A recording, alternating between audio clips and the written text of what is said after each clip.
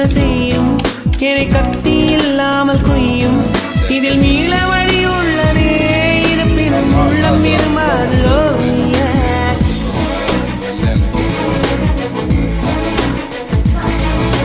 விழிகளின் அருகினில் வானம் வெகு தொலைவினில் தூக்கம் இது 5 புலன்களின் ஏக்கம்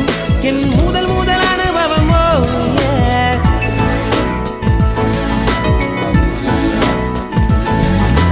ஒலியின்றி உதடுகள் பேசும் பெரும் புயலென வெளிவரும் சுவாசம் ஒரு சுவடின்றி நடந்திடும் பாதம் இது